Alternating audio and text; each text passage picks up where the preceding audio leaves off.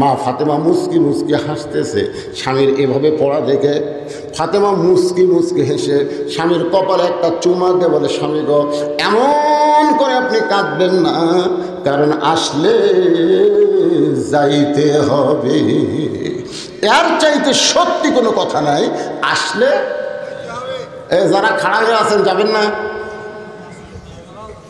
বসেন বসেন, 1-1 ঘন্টা বসেন রে, 60 বছর নফল ইবাদত করার সওয়াব আল্লাহ দান করে। বসেন।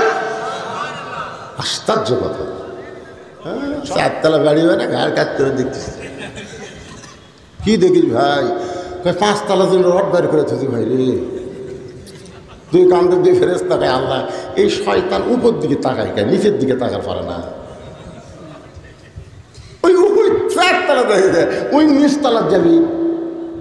প্রধানমন্ত্রীগণ, প্রেসিডেন্টগণ আর যত বড় ধনীগণ 4 তলা কেউ থাকতে পারবে না, সবাইকে নিচতলায় থাকা লাগবে। ধরে কথা কল লাগে, নিচতলায় যাওয়ার চিন্তা কলিজার মধ্যে থাকলে আজকে কি হলু রে? 5 তলা তুটে 1.5 লাখ টাকার খাট, 12,000 টাকার কম্বল, রাত 9টার সময় তোমায় দিয়ে বলতেছে, আমার বাড়ি, আমার ঘর, আমার নামাইকে। 2 কান্দে 2 ফেরেশতাকে আল্লাহ ঘুমের দোয়া, আল্লাহুম্মা বিসমিকা আমুতু আহিয়া, এই দোয়া না পড়ে কি বললো? এই যে বললো আমার বাড়ি, আমার ঘর, আমার নামাইকে। আল্লাহ কয় একটু ধৈর্য ধর। রাত 3টার সময় 40 সেকেন্ডের একটা ভূমিকম্প, 2 বার ঝাঁকুনি দিছে, ওই এত ফোর্সে নামছে, কম্বলের মধ্যে ঘুমের ঠান্ডা লুঙ্গি খুলেছিল, ওটাও পড়ার টাইম পাবে, একে ন্যাংটা হয়ে নামছে। ফেরেশতাকে আল্লাহ নামাইলা, তাই বলে ন্যাংটা করে নামাইলা। আল্লাহ বলতেছে, জনগণ যখন যা নামাবার পারবে না, তখন আমার নামান হলো ন্যাংটা করে। চলে গেল কথা, ঠিক কিনা?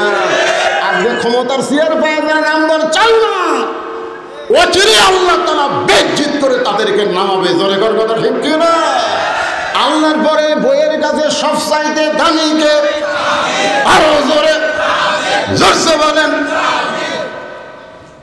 বউ যদি নফল নামাজ পড়ে, শোনেন, বউ যদি নফল নামাজ পড়ে আর স্বামী যদি বলে, বইয়ের নাম ধরেন শেফালি, শেফালি, আল্লাহ রাসূল বলেছেন নামাজ বাদ দিয়ে স্বামীর উত্তর দেওয়া লাগবে। নামাজ বাদ দিয়ে স্বামীর উত্তর দেওয়া লাগবে। স্বামী যদি বলে, শেফালি, রাতের বেলা যে ঠান্ডা বাড়ে, দিনের বেলা একটু খেলা করি, আসো। খেলা বোঝেন না? আমাদের বাংলাদেশের নেতা আছে, 3 জন মামাদেরা খাড়া করে দেয় আর 2 হাত দিয়ে ডাকে, খেলা হবি, খেলা হবি। খেলবার গেলে মাথা থাকা লাগবে। তো এখন স্বামী বলতেছে, আসো, শীতের রাত তো গোসল টোসল করা কঠিন, আসো দিনের বেলা একটু খেলা করি গোসলের আগে। বউ বলতেছে, আমি রোজা আছি। আল্লাহ নবী বলেছেন, রোজা যদি নফল হয়, স্বামীকে সন্তুষ্ট করার জন্য রোজা ভাঙ্গে স্বামীর সঙ্গে খেলা করা লাগবে। সুবহানাল্লাহ। স্বামী না কয়ে সব রোজা থাকে, 6 বরাতের রোজা, 6 মিরাজের রোজা। মেয়ে মানুষের কাছে সবচাইতে দামি ওই মহান ব্যক্তি হলো তার স্বামী। তাহলে ইমানের পরে মেয়েদের 1 নম্বর আমলের নাম কি? আরো জোরে। আর পুরুষের 1 নম্বর কি? কোন জায়গা? বাড়ির না মসজিদে? 2 ওয়াক্ত নামাজ যদি কেউ, কমপক্ষে 2 ওয়াক্ত নামাজ যদি কেউ মসজিদে পড়তে অলসতা করে, তার মৃত্যু হবে মুনাফিক হয়ে। একটা হলো ফজর আর একটা হলো এশা। কয় ওয়াক্ত? আমাদের বাংলাদেশে মানুষ বেশি না জানোয়ার বেশি? আপনারা বলেন তো, দাঁড়ায় যারা পেশাব করে, এটা মানুষের চরিত্রে কি? কথা বল না কেন? লা ইলাহা ইল্লাল্লাহ,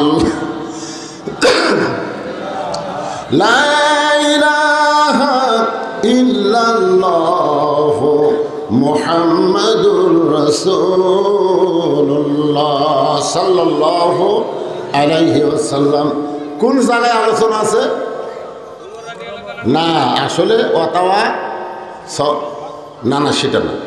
ওয়ামিলুস সালিহাত, ইমানের পরে সূরা 2 নম্বর সাবজেক্ট হলো নেক আমল।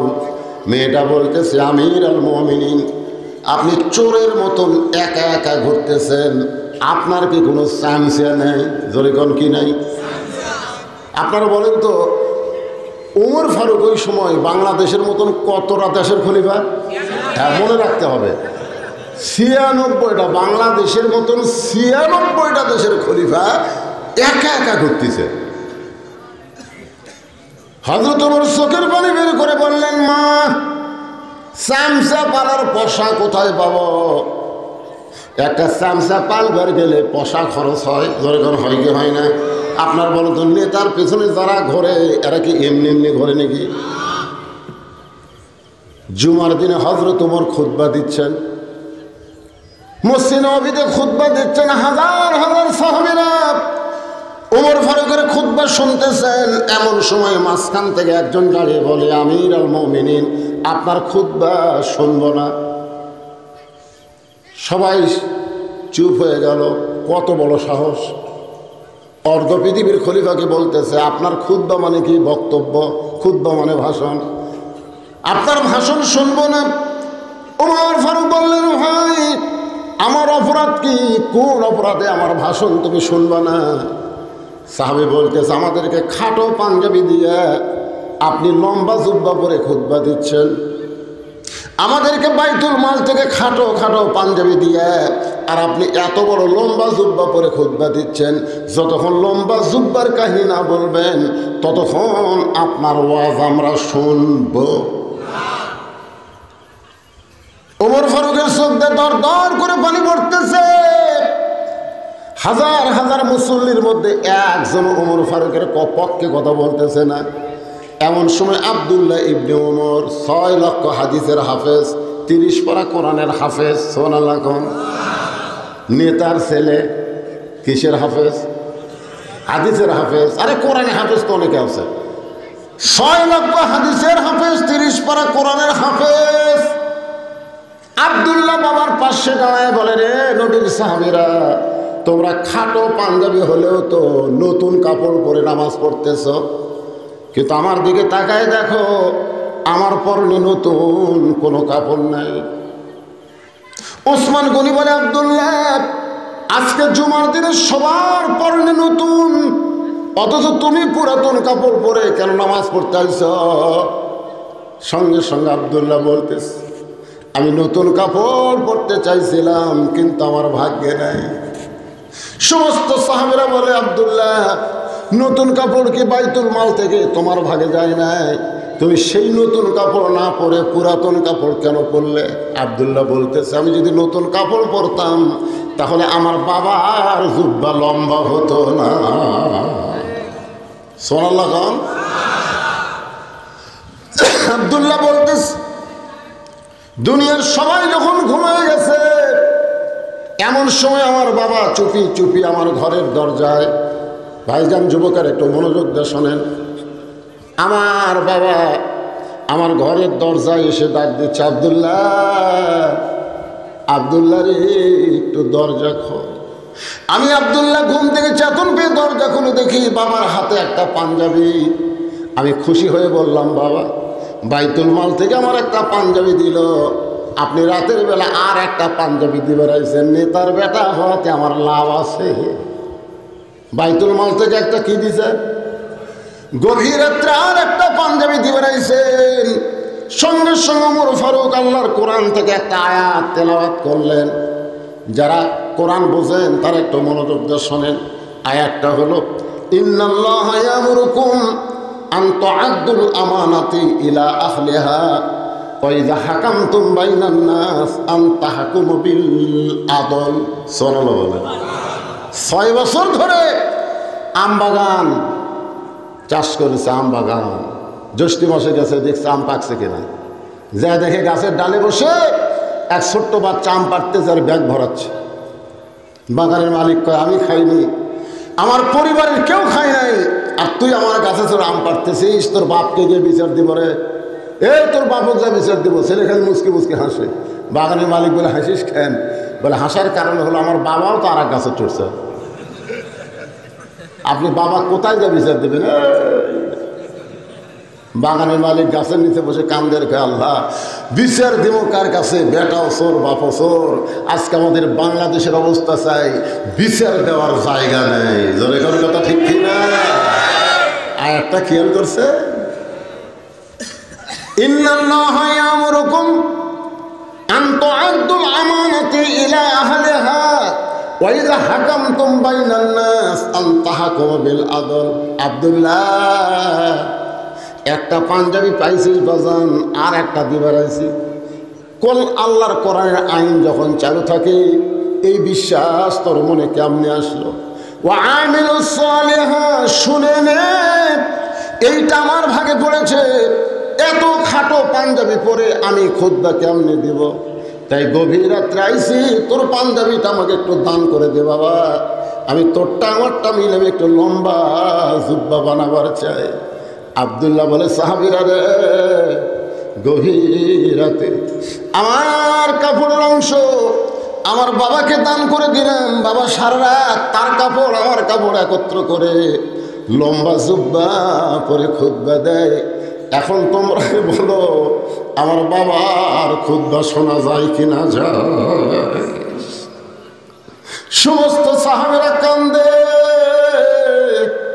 চিৎকার করে বলে, আল্লাহর কোরআন দিয়ে যখন রাষ্ট্র চলবে, ওয়া আমিলুস সালিহাত, এমন ভালো নেতারা মুসলমান দেখতে পাবে।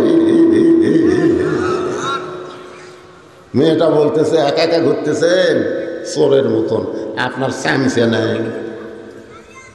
ওর ফারুক বলতেছে, চামচা পালার টাকা কোথায়? চেয়ারম্যান সাহেবের কাছে লেখা আছে 10 কেজি চাউল, বালতি দিয়ে দিছে হচ্ছে 8 শেয়ার। ভিজিএফ কার্ডের কয়সার চাউল? 10 কেজি লেখা আছে কাগজত, ম্যাপে হচ্ছে 8 শেয়ার। একজন আবার সাহস করে লোকমা দিছে, লোকমা 4 রাকাত নামাজের 3 রাকাতে যদি ইমাম বসে, লোকমা দেয় না। তো মনে করছে চেয়ারম্যানও তো আমাকে ইমাম, দেখি লোকমা দেয়। কাছে বল, চেয়ারম্যান সাহেব কাটে লেখা আছে 10 কেজি, ম্যাপে হচ্ছে 8 শেয়ার। চেয়ারম্যান বলতেছে চৌকিদারকে, নাম কাটে দে, নাম কাটে দে। ওই তখন জোর হাত করে বলতে, চেয়ারম্যান সাহেব যা দিচ্ছেন দেন, নাম কাটেন না। তোর যদি 2 কেজি না মারি তাহলে চামচা পালমুখী দিয়ে রে। আজকে বাংলাদেশের চামচা পালার জন্য অনেক নেতারা বাধ্য হয়ে জনগণের টাকা চুরি করতেছে। জোরে কথা কন না কে? ওয়া আমিলুস সালিহাত, নেক আমল যদি আমরা করতে চাই, ঈমান গ্রহণ করার পরে যতগুলো নেক আমল আছে, তার মধ্যে 1 নম্বর নেক আমলের নাম হলো নামাজ। জোরে বলেন, নাম কি? ঈমানের পরে 1 নম্বর নেক আমলের নাম কি? কেবল সবাই কথা কন না কেন? 1 নম্বরের নাম কি? আচ্ছা আপনারা বলেন তো, যার নামাজ নাই তার ঈমান আছে? আমাকে এই দেশে অনেক নামাজ না পড়লে আমার ঈমান আছে। বুখারী শরীফের হাদিস, 3টা হাদিস আমি কই, কয়টা দেখেন তো আপনারা, দেখেন তো, যাই নামাজ পড়ে না তার ঈমান আছে কিনা। এই 3টা হাদিস আপনারা শুনবেন। 1 নম্বর হাদিস হলো লা সলাতা লা ঈমানা, যার নামাজ নাই তার ঈমান নাই। 2 নম্বর হাদিস হলো বাইনাল আবদি ওয়াল কুফরি তরকুস সালাত, বান্দার কাফেরের মধ্যে পৃথক করার জিনিসটার নামই হলো নামাজ। যে নামাজ পড়ে সে বান্দা, যে নামাজ না পড়ে সে হলো কাফের। আর একটা কব, এটা কঠিন হাদিস ভাই রে। মান তারাকা সালাত মুতাম্মিদান ফাকাত কাফারা। 5 ওয়াক্ত লয় রে, 1 ওয়াক্ত নামাজ যদি কেউ বাদ দেয় অবশ্যই সে কাফের হয়ে যায়, 1 ওয়াক্ত বাদ দিলে। একজন আমাকে বলে, হুজুর তাহলে আমি তো 5 ওয়াক্ত পড়ি না, আমি জুম্মা পড়ি, আমাকে আল্লাহ জান্নাত দিবি না? আমি কইলাম, লা তাকনা তুমি রহমাতুল্লাহ, আল্লাহ রহমত থেকে নিরাশ হওয়া যাবে না। ঠিক কিনা বলেন? হাসরের ময়দান আল্লাহ বলতেছেন, যারা খালি জুম্মার নামাজ পড়ছো, 5 ওয়াক্ত পড়নি, আমি আল্লাহ দয়া করে তাদেরকে জান্নাত দিলাম। যাও, দয়া করে আমি আল্লাহ তাদেরকে কি দিলাম? তখন ওরা খুশি হয়ে বলবে, কে রে 5 ওয়াক্ত, হ্যাঁ তোরা বসে থাক আর আমরা জান্নাত যাই। এই জুম্মা পার্টি খুশি হয়ে মারবে দৌড়, 1 দৌড়ে জান্নাতের কাছে গিয়ে দেখবে দরজাতে একটা তালা। তখন বলবে আল্লাহ আপনি আমাকে জান্নাত দিলেন কিন্তু দরজার যে তালা, আল্লাহ কাছে চাবি তোর কাছে আসি দেখ। তখন জুম্মা পাটি পকেট হাতে দেখবি চাবি আছে, দেখলে চাবি আছে, কিন্তু চাবি যে তালার মধ্যে ঢুকিছে বুঝলেন, কিন্তু ঘরে না, ঢুকিছে ঘরে না, ঢুকিছে ঘরে না। আল্লাহ চাবি তো তালার মধ্যে ঢুকলো কিন্তু ঘরে না। আল্লাহ বলতে তালার মধ্যে 5টা দাগ আছে রে, তোর চাবির মধ্যে 5টা দাগ থাকা লাগবে, চাবি বের করে দেখতো দাগ আছে। তখন কয় আল্লাহ চাবি তো তেল তেলা দাগ নেই, এই 5টা কিসের দাগ? আল্লাহ বলবেন ফজর জোহর আসর মাগরিব এশা, এই 5 ওয়াক্ত নামাজের দাগ যদি চাবির মধ্যে না থাকে তাহলে চাবি ঢুকবে ঠিকই, ঘুরবে না। জান্নাত দেখে তোরা ফেরত। যারা খালি জুম্মা মারতেছেন এরা জান্নাত দেখতে পারবেন কিন্তু ঢুকতে পারবেন। এখন আপনারা কয় ওয়াক্ত পড়বেন?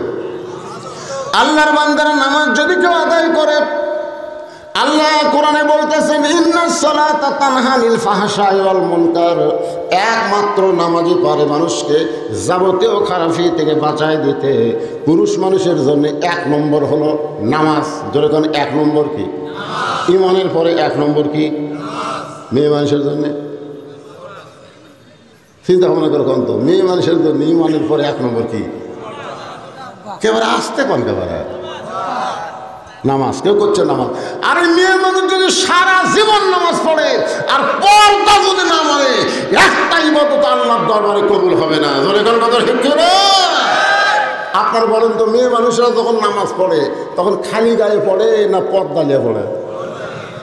আমার বউ দেখি হ্যাঁ বাড়িতে কেউ নেই, খালি আমি একলা। তারপরে একেবারে মাথা হেজাব দিয়ে, তারপরে ওন্না দিয়ে, তারপরে এরকম ঢাকে নামাজত খাড়া আছে। এখানে কে গো? নামাজের সময় পর্দা মানা লাগে গো। নামাজ দেখবি কে? আর সে আল্লাহর সামনে পর্দা করে নামাজ পড়তেছে। খুব মনোযোগ দিয়ে শুনবেন। ও আমিলুস সালিহার উপর কথা বলতেছি। এরপরে আরো 2টা পয়েন্ট আছে। একটা হলো তাওয়াসাউ বিল হক, মামুনুল হক, আজিজুল হক, কুলজাল হক, জাহাকাল বাতিল ইন্নাল বাতিলা কানা জাহুকা। এই হকের উপর একটা মারাত্মক ওয়াজ করবো। এরপরে হয়তো 7 তারিখ 8 ধরে আর ওয়াজ বন্ধ হয়ে যাবে, যাক অসুবিধা নেই। কিন্তু আজকে আসছি যখন আজকে ছাড়বো না। জোরেকার কথা নেই। হ্যাঁ কোনটা বাদ দেয়া?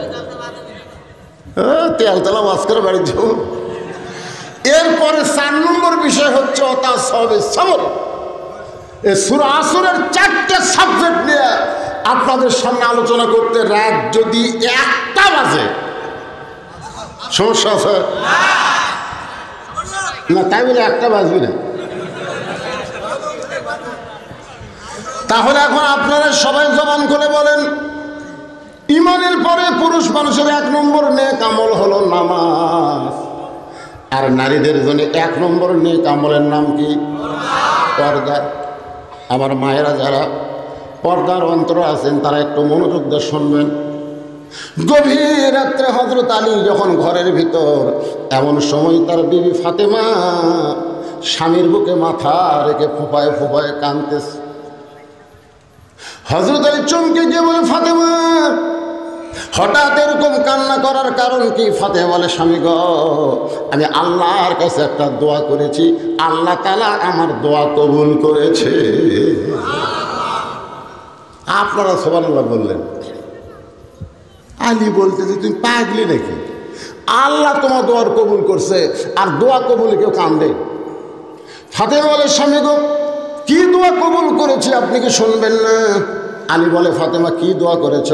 ফাতেমা বলতেছে, আমি আল্লাহর কাছে দোয়া করেছি, আল্লাহ যেন আমাকে পর্দার ভিতরে মৃত্যু দেয়। আলী মুসকি মুসকি হাসে। মুসকি মুসকি হাসার কারণ হলো, যে মেয়েটা সারা জীবন পর্দা করেছে তার মৃত্যু তো পর্দার ভিতরেই হবে।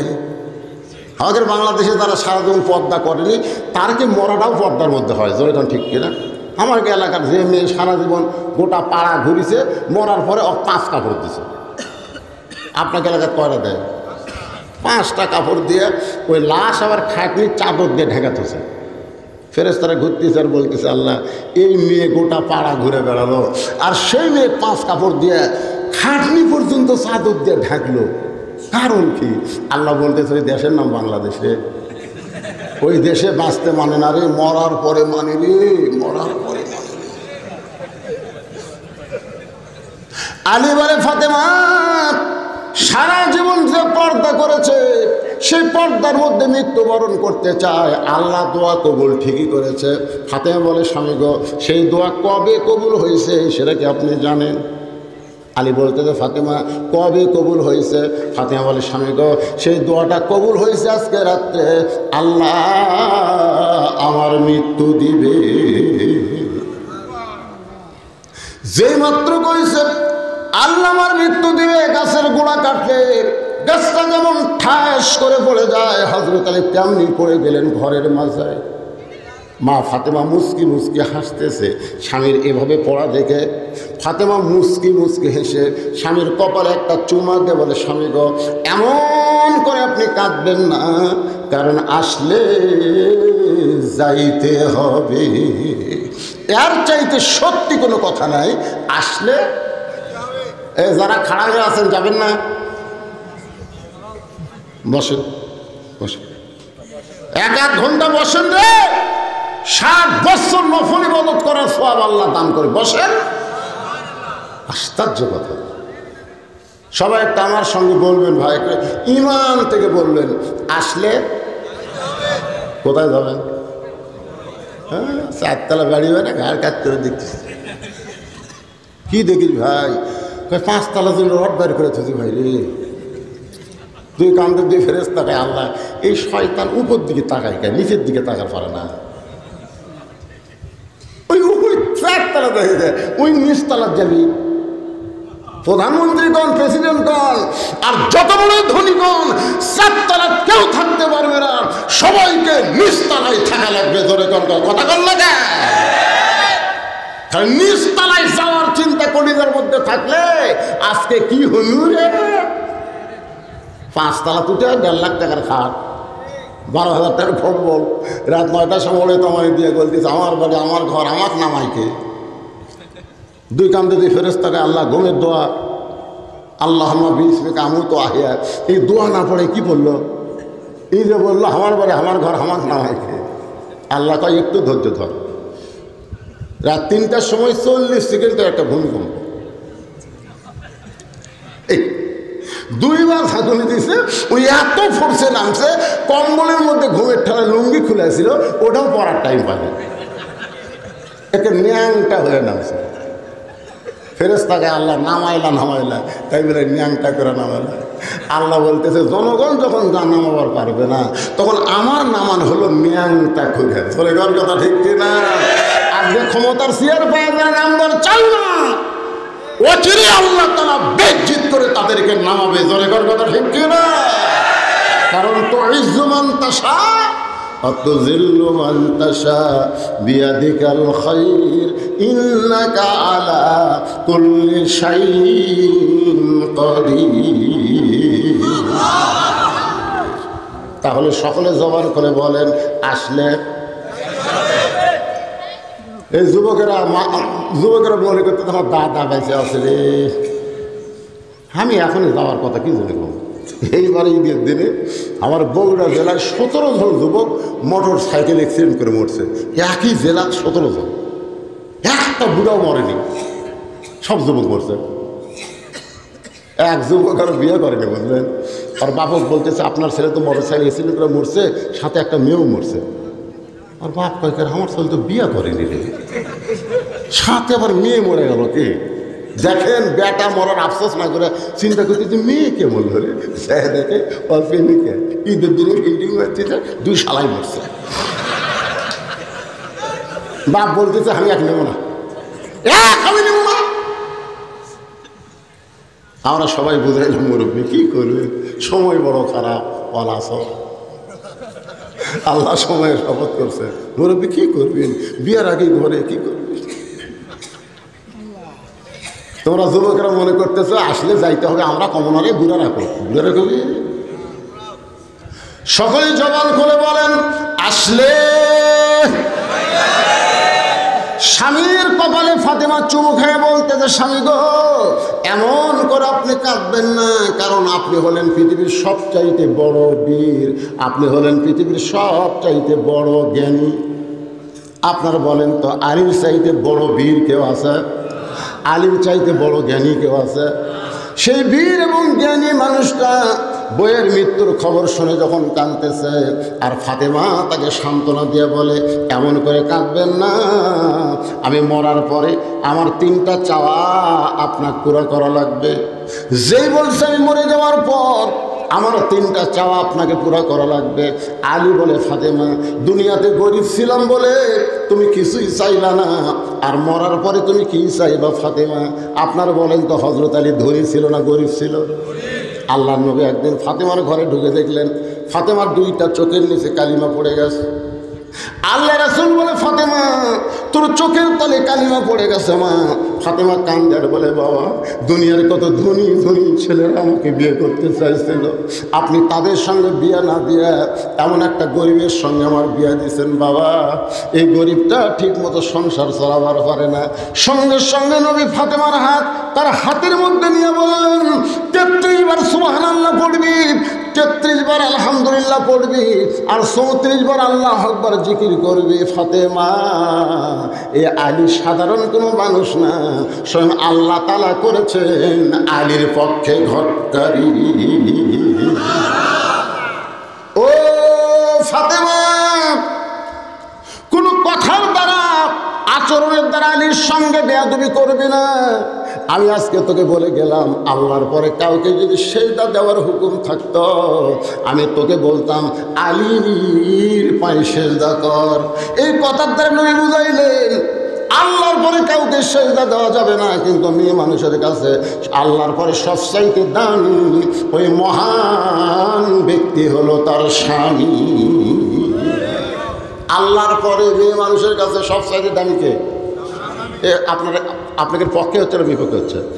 তো জোরে কর না কান। আল্লাহর পরে বইয়ের কাছে সবচাইতে দামি কে? আরো জোরে জোরসে বলেন। বউ যদি নফল নামাজ পড়ে, শোনেন, বউ যদি নফল নামাজ পড়ে আর স্বামী যদি বলে বইয়ের নাম ধরেন শেফালি, শেফালি, আল্লাহ রাসূল বলেছেন নামাজ বাদ দিয়ে স্বামীর উত্তর দেওয়া লাগবে। নামাজ বাদ দিয়ে স্বামীর উত্তর দেওয়া লাগবে। স্বামী যদি বলে শেফালি রাতের বেলা যে ঠান্ডা বাড়ে, দিনের বেলা একটু খেলা করি আসো, খেলা বোঝেন না? আমাদের বাংলাদেশে এক নেতা আছে 3 জন মালাধরা খাড়া করে দেয় আর 2 হাত দিয়ে ডাকে খেলা হবি খেলা হবি, খেলবার গেলে মাথা থাকা লাগবে। তো এখন স্বামী বলতেছে আসো, শীতের রাত তো গোসল টোসল করা কঠিন, আসো দিনের বেলা একটু খেলা করি গোসলের আগে। বউ বলতেছে আমি রোজা আছি। আল্লাহর নবী বলেছেন রোজা যদি নফল হয় স্বামীকে সন্তুষ্ট করার জন্য রোজা ভাঙ্গে স্বামীর সঙ্গে খেলা করা লাগবে। সুবহানাল্লাহ। স্বামীকে না করে সব রোজা থাকে, 6 বরাতের রোজা, 6 মিরাজের রোজা।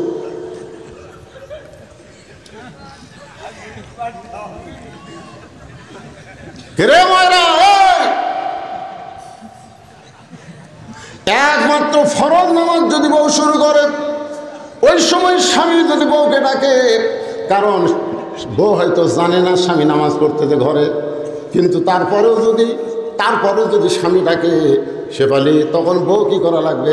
আল্লাহ রাসূল বলেছেন আমলে কাশির গলা খাকারি দেওয়া লাগবে। আমলে কাশির গলা খা, স্বামী ডাকতেছে শেফালি, স্বামী কয় কে রে আমি ডাকতেছে, গলা খাকারে দেয়, যায় দেখে নামাজ পড়তেছে। শুধু ফরজ নামাজে গলা খাকারে দিয়ে স্বামীকে বুঝাতে হবে তোমার বউ ঘরত আছে। আর নফল নামাজ হলে নামাজ বাদ। আল্লাহর পরেই মেয়ে মানুষের কাছে সবচাইতে দামি ওই মহান ব্যক্তি হলো তার স্বামী।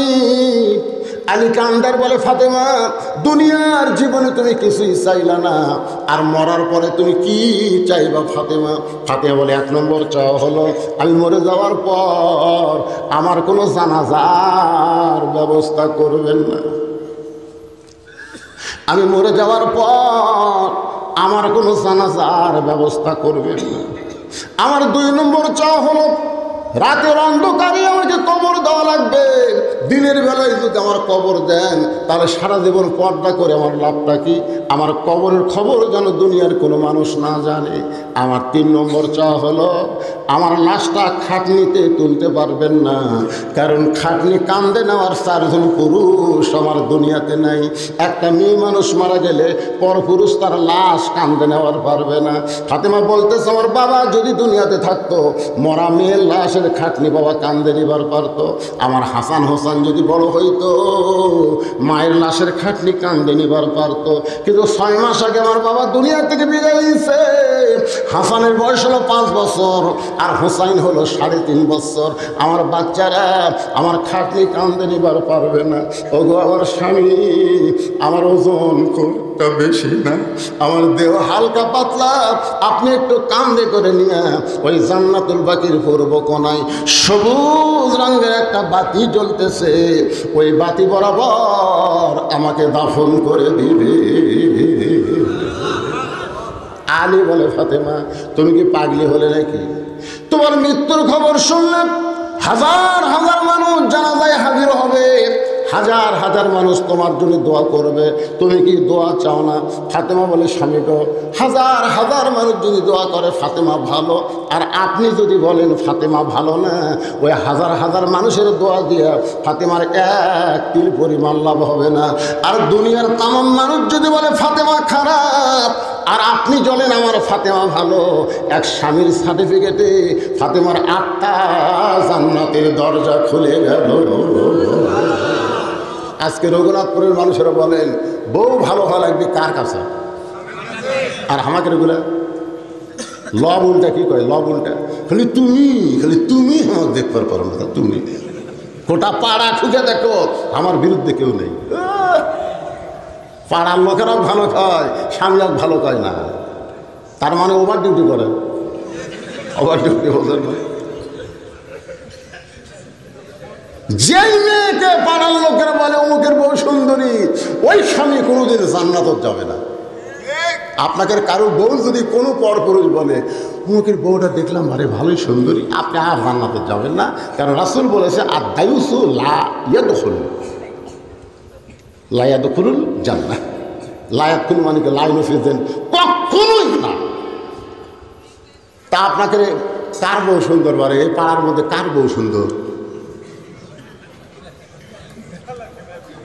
আমি খালি আমার বইয়ের কাছে একদিন গল্প করছি, একদিন আর বইয়ের কাছে আমার সাওয়াতো ভাইয়ের বউটা ভালোই সুন্দরী, খালি এই কথা খুঁজি ভাই, সাওয়াতো ভাইয়ের বউ। আর বউ বলতেছে আপনি কবে থেকে লুচ্চা হলেন?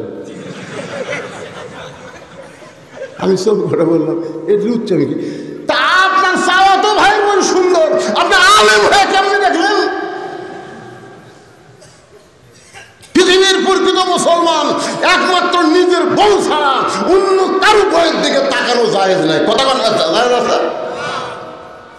কুল্লিল মুমিনিনা ইয়াগুদ্দু মিন আবসারিহিম। অমুকের বউ সুন্দর, অমুকের বেটি সুন্দর, হায় রে কি রে, পরি রে, পরিমণি রে। মন খারাপ করতেছেন? একটু মনোযোগ দিয়ে শুনবেন। আল্লাহর বান্দারা, মা ফাতেমা এই দুনিয়া থেকে বিদায় নিল। হযরত আলী নিজে কবর খুঁড়তে পারবে না বলে একজনের কাছে গেল, যার নাম হলো আবু যর গিফারি। জানলার পাশে গিয়া ফিস ফিস করে কাঁদতেছে। আবু যর গিফারি চমকে গেল, এই গভীর রাত্রে আমার জানলার কাছে কে কান্দে রে? দরজা খুলে তাকায় দেখে আসাদুল্লাহিল গানি হযরত আলী কাঁদতেছে। আবু যর গিফারি বলে, আলী ভাই এই গভীর রাত্রে কান্দার কারণ কি শুনতে চাই। আলী বলতেছে, আবু যর ওই জান্নাতুল বাকির পূর্ব কোণে যা, কোদাল নিয়ে একটা কবর খনন কর। আবু যর গিফারি বলে, আলী রে এই দুনিয়ার কোনো মানুষ মৃত্যুবরণ করে নাই, এখনো পর্যন্ত শুনলাম না।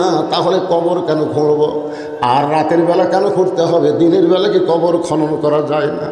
আলী কান্দের বেলা বুঝা আমার হাসান হোসাইন মারা হয়েছে।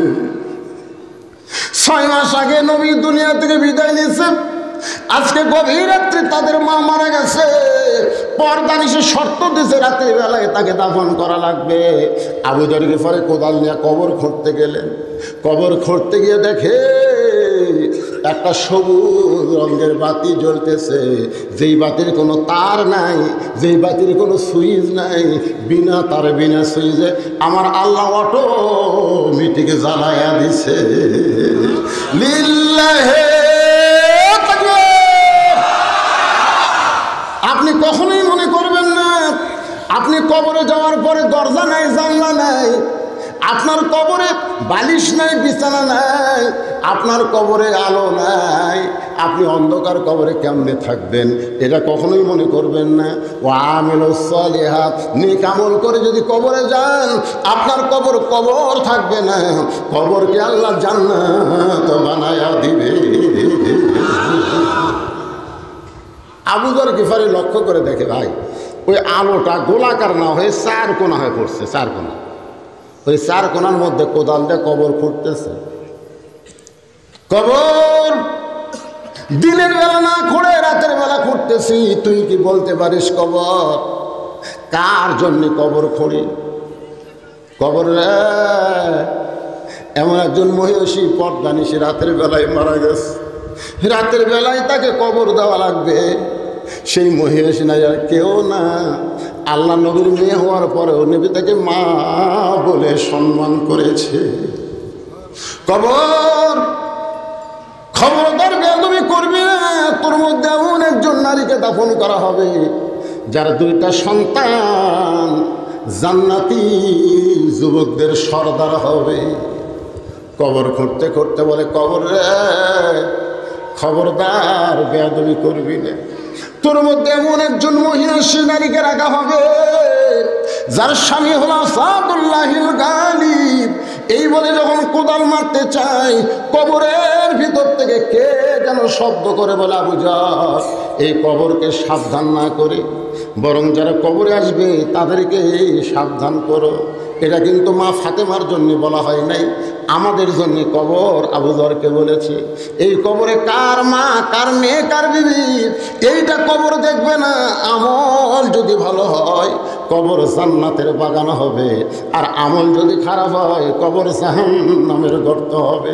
ও আমিলুস সালিহাত, নেক আমল যদি করতে চাই তাহলে কবরের আমল দুনিয়া থেকে করার দরকার আছে না নাই? এজন্য একজন একটা গজল গাইছে, গাব, কিন্তু যেদিন ডাক পড়িবে কবর মাঝে যাইতে, জোগাড় কিছু করছো বন্ধু তার মাঝে বিছাইতে। গভীর রাত্রে হযরত আলী ফাতেমাকে নিয়ে ওই জান্নাতুল বাকির পূর্ব কোনায় আবু যর বলে চিৎকার দেয়, কিন্তু আবু যর কোদাল ফাইলা দেয় কোথায় যেন পালায়ে গেছে। নিজেই দাফন করার পর আল্লাহর কাছে বলতেছে, আল্লাহ আমার ফাতেমারে তুমি কবুল করে নাও। আল্লাহ সারা জীবন যে মেয়েটা পর্দার মধ্যে ছিল, আল্লাহ তুমি তাকে কবুল করে নাও। এ দোয়া করার পরে আলী তাকায় দেখে সামনে কয়েকটা পুরাতন কবর দেখা যায়। এইমাত্র ফাতেমার কবর দিছে, সেই নতুন কবর আর দেখা যায় না। আলী কবর দিয়া আলী আর কবর খুঁজে পাচ্ছে না। আলী চিৎকার করে বলে, ফাতেমার কবর এখনই কবর দিলাম, সেই কবরটা কোন জায়গায়? কে যেন ডাক দেয়, বলে আলী রে আমার ফাতেমা পর্দা নিশি, আমি আল্লাহ জোহরা ডিগ্রি দিয়া ফাতেমার খবরটাকে কিয়ামত পর্যন্ত পর্দা করে দিয়েছি। আমার মায়েদের জন্য ওয়াজ হলো, মা ওই ফাতেমার সঙ্গে যদি জান্নাতে যাওয়ার চান তাহলে ঈমানের পরে মেয়েদের 1 নম্বর আমলের নাম কি? আরো জোরে। আর পুরুষের 1 নম্বর কি? কোন জায়গা? বাড়ির না মসজিদে? 2 ওয়াক্ত নামাজ যদি কেউ কমপক্ষে 2 ওয়াক্ত নামাজ যদি কেউ মসজিদে পড়তে অলসতা করে, তার মৃত্যু হবে মুনাফিক হয়ে। একটা হলো ফজর আর একটা হলো এশা। কয় ওয়াক্ত? আপনাকে মসজিদে এই 2 ওয়াক্তের খবর কি? মুয়াজ্জিন থাকলে বোঝা যেত। মুয়াজ্জিন সাহেব আছে, আপনি কি 5 ওয়াক্তই পড়ান? খালি তার তো আপনি বেশি মুসলিম। কি রকম না, আপনারা মসজিদের উন্নয়ন কল্পে মাহফিল করতেছেন। মসজিদের উন্নয়ন কল্পে কি টাকা কালেকশন না মুসল্লি কালেকশন? আমি এক মসজিদে যাই, দেখি বৃষ্টি হোক, অসুবিধা কি আছে, এখন ঘর উঠতেছে।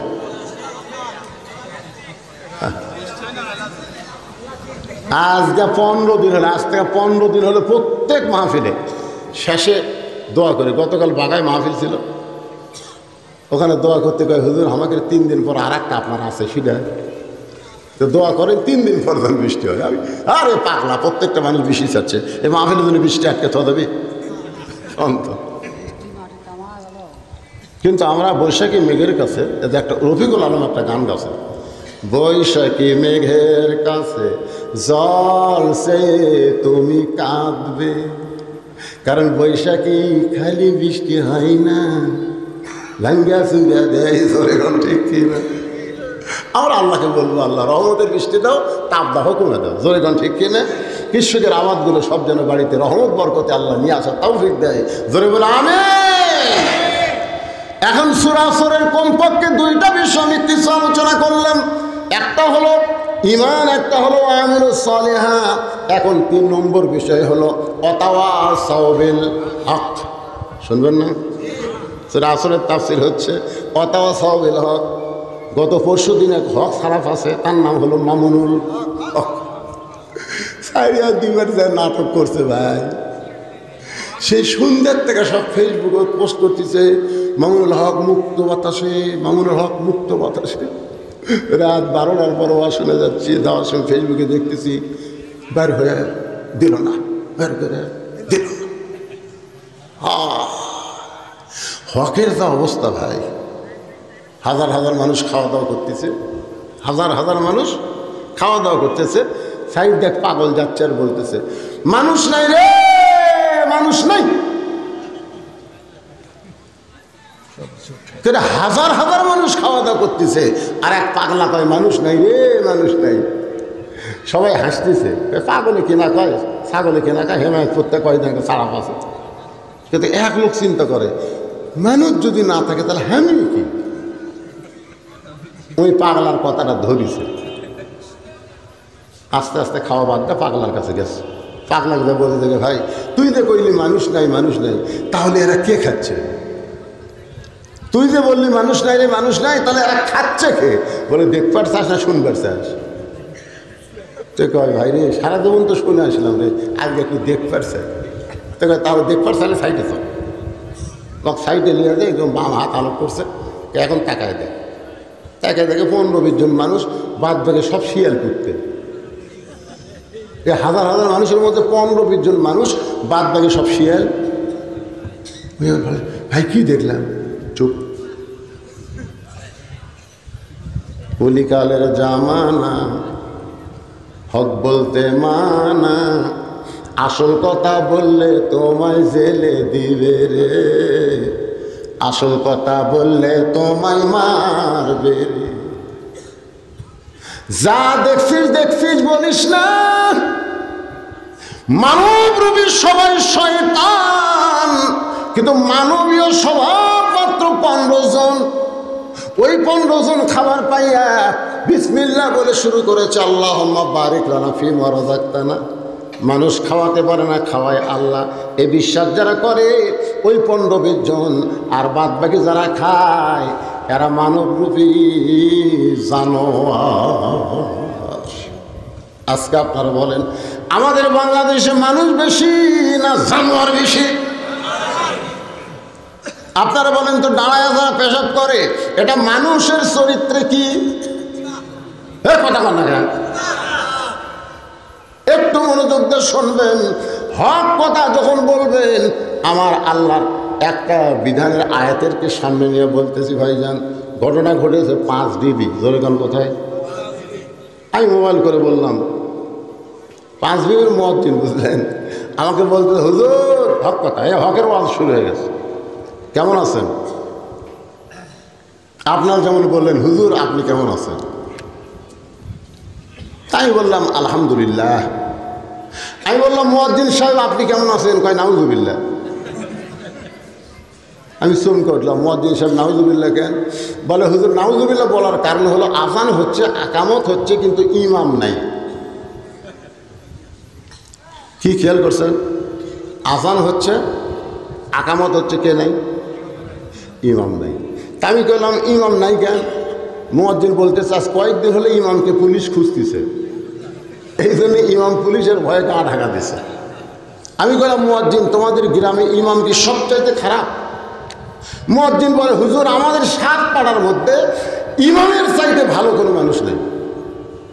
তাই বললাম তাহলে সেই ইমামকে পুলিশ খোঁজে কেন? তো মুয়াজ্জিন বলতেছে আমি তো জানি না।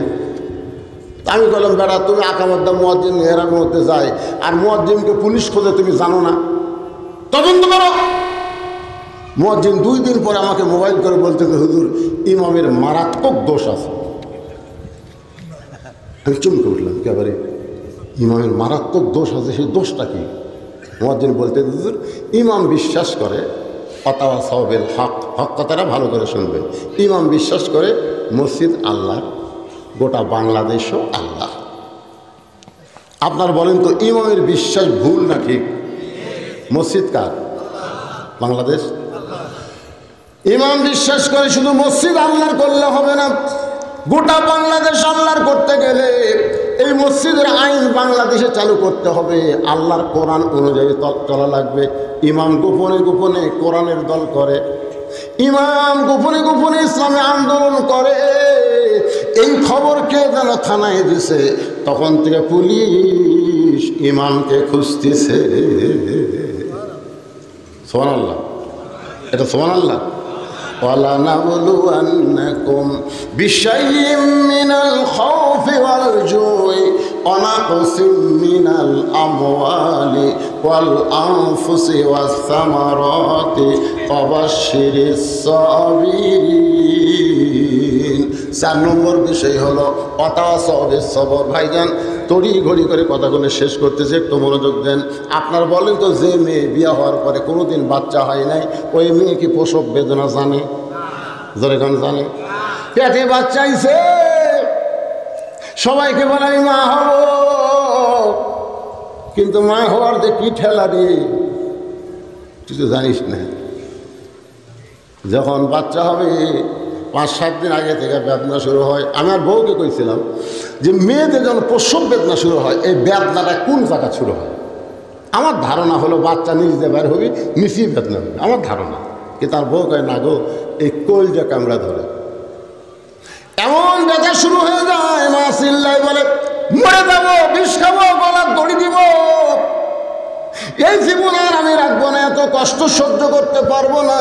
সঙ্গে সঙ্গে দাদি নানি দৌড়ে এসে ওরে ধাক্কায় ধাক্কায় ঘরের মধ্যে নিয়ে যায়, বিছনায় শোয়ায়, ঠান্ডা পানির মধ্যে নরম কাপড় চুবড়ায় কপালে দিয়ে বলে ধৈর্য ধর, তোর পায়ের তলে সন্তানের জান্নাত।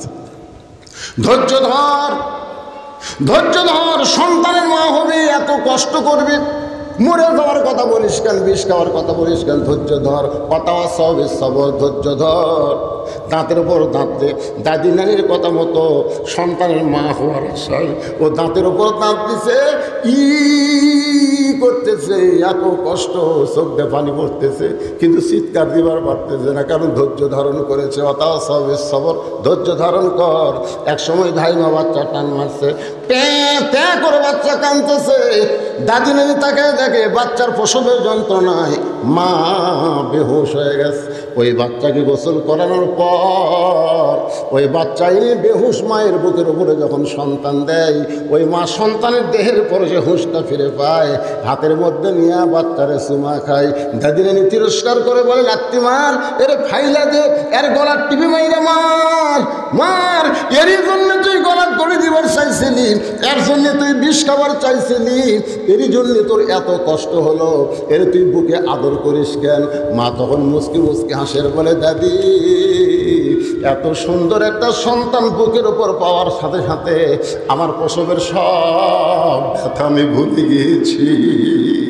আজকে বাংলাদেশে যারা রিমান্ডে গেল, ফাঁসিতে গেল, জেলে বন্দি হলো, নানা রকম কষ্ট হলো, খুন হলো, গুম হলো, রক্ত দিল, প্রসব বেদনার মতন কষ্ট শুরু হয়ে গেছে। ভাই মনে করেন না যে মরে যাব, গলায় দড়ি দেব, বিষ খাবো, ইসলামী আন্দোলন ত্যাগ করবো না রে না। এই কষ্টের মধ্যে দাঁতের উপর দাঁত দিয়ে যারা ধৈর্য ধারণ করবে, মা যেমন কষ্টের পরে তার সন্তান বুকে পায়, এই বাংলার জমিনে শুধু কোরআনের ওয়াজ না, আল্লাহর কোরআন দিয়ে একদিন বাংলাদেশ চলবে। যারা রক্ত দিয়েছে, যারা জীবন দিয়েছে, যাদেরকে ফাঁসি দেওয়া হয়েছে, তাদের আত্মা তখন জান্নাতের শান্তি পাবে। ধৈর্য ধরার দরকার আছে না নাই? হ্যাঁ, এই জন্যে আজকে সূরা আসরটা দীর্ঘ সময় ধরে আপনাদের সামনে আলোচনা করলাম। আল্লাহ বক্তা শ্রোতা সবাইকে আমল করার তৌফিক দান করুক, সকলে বলে আমিন। একজন উঠবেন না, আমি একটা মাজলুম মুসাফির, আপনাদের নিয়ে দোয়া করবো। সকলে ইস্তেগফার, আস্তাগফিরুল্লাহ রব্বি মিন কুল্লি জামবিন ওয়া তুবু ইলাইহি, আল্লাহুম্মা সাল্লি আলা মুহাম্মদ, আল্লাহুম্মা বারিক আলা মুহাম্মদ, আল্লাহুম্মা আমিন। আল্লাহুম্মা আনতাস সালাম ওয়া মিনকাস সালাম, তাবারাকতা ইয়া যাল জালালি ওয়াল ইকরাম। আচ্ছা, আয় আল্লাহ, তোমার বান্দারা কষ্ট করে মেহনত করে কাল বৈশাখ মাসে আল্লাহ মাহফিল করার বিশাল একটা দায়িত্ব নিয়েছে, বিশাল আঞ্জাম করে আজকের এই মাহফিল করেছে। আল্লাহ মেহেরবানি করে তোমার মসজিদকে লক্ষ্য করে এই জান্নাতের বাগান যারা সাজাইল, তাদের সকলকেই জান্নাতি মানুষ হিসাবে কবুল করে না। আল্লাহ এই মসজিদকে কিয়ামত পর্যন্ত কবুল করো। এই মসজিদের জায়গা দিয়া, জমি দিয়া মসজিদকে সুন্দর করে যারা সাজাইলো, আজও যারা মসজিদের জন্য দান করলো, আল্লাহ সকলের দানগুলোর বিনিময়ে মসজিদের ওসিলায় তাদের জান্নাতে কবুল করো। আল্লাহ মসজিদ কমিটির সভাপতি, মসজিদ কমিটির সহসভাপতি, সেক্রেটারি, ক্যাশিয়ার, আল্লাহ মসজিদের মুসল্লি সদস্য, ইমাম, মুয়াজ্জিন, খতিব, সকলকে আল্লাহ তুমি কবুল করে না। সেই মাগরিবের নামাজের পর থেকে এত রাত পর্যন্ত তোমার পাগল বান্দারা বসে বসে ওয়াজ শুনল। কার মা নাই, কার বাবা নাই। রব্বির হামহুমা কামা রব্বায়ানি সগীরা। আল্লাহ কলিজার টুকরা মা বাবা যাদের কবরে গেছে, মা বাবার কবরকে জান্নাতের টুকরা বানিয়ে দাও। বাপ মা যাদের অসুস্থ আছে, আল্লাহ সুস্থতার নিয়ামত দান করে দাও। আজকের মাহফিলের সম্মানিত সভাপতি, প্রধান অতিথি, বিশেষ অতিথি, আল্লাহ সকলকেই কবুল করে না। আজকের মাহফিলে আল্লাহ আলে গোলাম সাহেব, হাজির সাহেব, মুরব্বী সাহেব, যুবক, কচি কাঁচা পর্দার অন্তরের মা বোনেরা, আল্লাহ সকলকে কবুল করো। যে কোরআনের ওয়াজ শুনলাম, আল্লাহ সারা জীবন শুধু শুনলে হবে না, বাস্তবে আল্লাহর কোরআন বাংলার জমিনে একটা বারের জন্য আমরা দেখতে চাই। আল্লাহ এই গ্রামের সমস্ত যুবকদেরকে 5 ওয়াক্ত নামাজি কবুল করো। আল্লাহ মসজিদকে মুসল্লি দিয়ে ভরপুর করে দাও। আল্লাহ গো, মসজিদের জন্য যারা এখনো দান করতেছে, আল্লাহ সকলের দানকে কবুল করো। কে কোন নিয়তে করেছে আল্লাহ নিয়ত জানো, তুমি নেক নিয়ত নেক আশাকে কবুল করে নাও। ফিলিস্তিনের মুসলমানকে আল্লাহ তুমি বিজয় দাও। তোমার ঘরের জন্য যারা জীবন দিয়েছে তাদেরকে শাহাদাতের মর্যাদা দান করে দাও। আহত অবস্থায় হাসপাতালে সুস্থতার নিয়ামত দান করো। আল্লাহ আমি অসুস্থ, আল্লাহ আমার মতো অসুস্থ যারা হাত তুলেছে, আল্লাহ সবাইকে সুস্থ করে দাও। কে কোন নিয়তে হাত তুলল, আল্লাহ সকলের নেক নিয়ত নেক আশা কবুল করো। যেদিন আমাদের মৃত্যু হবে, দিনটা যেন জুমার দিন হয়, মাসটা যেন রমজান মাস হয়, ইমানের সাথে, ইজ্জতের সাথে, দুনিয়া থেকে বিদায় নেওয়ার কালে আমাদের জবানে জারি করে দিও লা ইলাহা ইল্লাল্লাহু মুহাম্মাদুর রাসূলুল্লাহ সাল্লাল্লাহু আলাইহি ওয়াসাল্লাম। আসসালামু আলাইকুম ওয়া রাহমাতুল্লাহি ওয়া বারাকাতুহু।